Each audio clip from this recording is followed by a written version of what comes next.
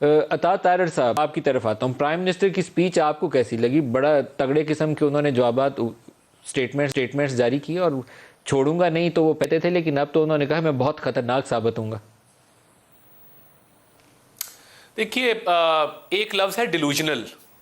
جب بندہ ڈیلوژنل ہو جائے اس میں پھر ایک سیلف کانٹرڈکٹری سٹیٹمنٹس آ جاتی ہیں، ایک بیان دوسرے سے نہیں ملے گا. اور دیکھیے کیا خطرناک ہوں گے، نہ جہانگیر ترین کا جہاز ہے اور نہ ایک اور سیاسی لیڈر جنہوں نے پنجاب کی وزارت سے ابھی استعفیٰ دیا ہے، نہ ان کی فنڈنگ ہے، نہ وہ لوگ موجود ہیں جو بہت سارے لوگ ان کی فنڈنگ بھی کرتے تھے، دھرنوں میں بھی ساتھ تھے.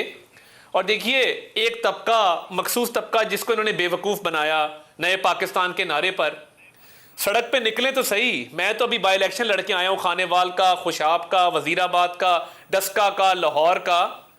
لوگ جن القابات سے نواز رہے ہیں، یہ پرائم منسٹر ہاؤس ہے پہاڑی کے اوپر، وہاں سے نا بہت، جب آپ پرائم منسٹر ہاؤس کے وہ گول چکر کے فوارے پہ کھڑے ہوں، ہلکی ہلکی پانی کی فوار کی آواز آ رہی ہو، اسلام آباد کی ٹھنڈی ہوا چل رہی ہو، مرگلا کی پہاڑیاں نظر آ رہی ہوں، تو کسی دور بازار کے اندر جو عورت ٹماٹر، انڈے، دودھ خریدنے کھڑی ہوتی ہے، اس کی گالیاں اور بددعائیں اور اس کی دہائیاں سنائی نہیں دیتی ہیں.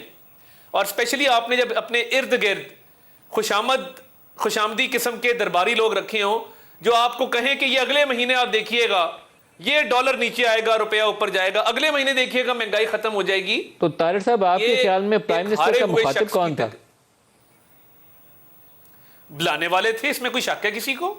یعنی اس میں تو کوئی شک ہی نہیں ہے. یعنی وہ بڑا کلیئر انہوں نے میسج دیا ہے. اور میں یہ سمجھتا ہوں کہ یہ صرف میسج ہی ہے، پلے ان کے اب کچھ نہیں رہا. اور ان کو دیکھیے ایک اور پرابلم ہے، کارکردگی ہے نہیں، معیشت تباہ ہو گئی، مہنگائی، بے روزگاری، غربت، بھوک کا علاج کوئی نہیں ہے. ایک جھوٹا احتساب کا نعرہ تھا 3.5 سال کے، میں اتنے ارب ڈالر واپس لے آؤں گا، ریکوریاں کروں گا، اس کو اکانومی میں انجیکٹ کریں گے اور میں یہ پاکستان کو اپلفٹ کر دوں گا. وہ نعرہ بھی جھوٹا نکلا، کھوکھلا نکلا. اب پرابلم یہ نہیں ہے اگر مجھے نکالا کا نہیں ہے، اب منت ہے کہ مجھے نکالو، اب ترلا ہے کہ مجھے نکالو، کیونکہ یہ سیاسی شہید بننا چاہتے ہیں، یہ چاہتے ہیں کہ میں نکلوں. اور یہ انہوں نے اپنے لوگوں کو بھی تیاری کا میسج دیا ہے کہ کسی بھی وقت ہم نکل سکتے ہیں. مگر ان کو کیا پتا، اب سینٹرل پنجاب سے لے کے تو خیبر پختونخوا تک جتنے الیکٹیبلز ان کی پارٹی چھوڑنے کو پھرتے ہیں، وہ تیاری کیے بیٹھے ہیں. وہ کہتے ہیں جی اگلے الیکشن میں بلے کا بھار ہم نہیں اٹھا سکتے، کیونکہ جو کھلاڑی بلہ لے کے نکلے گا اس کو ہیلمٹ بھی پہننا پڑے گا ساتھ.